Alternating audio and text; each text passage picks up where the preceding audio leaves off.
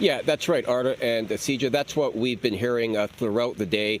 This man was somebody who was admired, adored, loved as somebody who attended this local mosque. So just to be clear, the police have not made any determination whether or not this was in fact a hate-motivated homicide.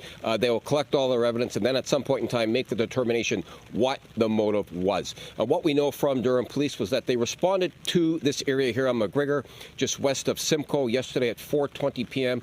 And the call originally was for unknown trouble. Typically, an unknown trouble call comes in if, in fact, somebody would discover this man, say, laying on the ground, and they don't know what happened. They would call the 911. The dispatcher would dispatch a car to this location, and the call would be categorized as unknown trouble because the police really don't know what they are attending. But when they got here, they found the man just south of where the mosque is located behind me here. He had suffered a severe and obvious trauma. He was rushed to hospital where he succumbed to his injuries. So Durham Regional Police now are conducting a homicide investigation, the victim being an 80-year-old man. Here's more from Durham Police, who we heard from earlier on, and from the local councillor who I spoke with as well.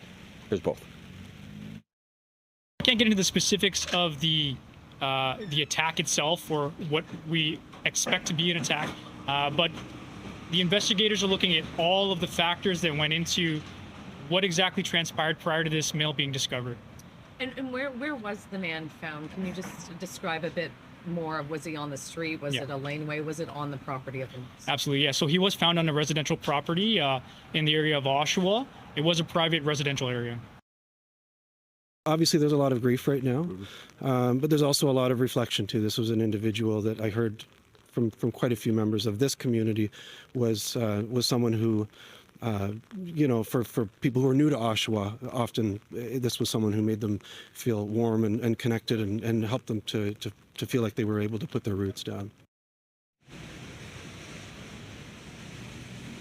The mosque released a statement earlier today. I'm paraphrasing, but what they are doing is encouraging their community not to make any judgments and allow for the police to conduct their investigation. And just to add to what the officer was saying there, that timeline is crucial. They believe that the man left the mosque at 2:30. He was found at 4:20 p.m., so that's 2 hours worth of time that the police need to fill in with regards to how this transpired, and that timeline is real important for the police to gather evidence. So if you have information, particularly if you're in this area between 2:30 and 4:30 p.m., you are being asked to give the police a call.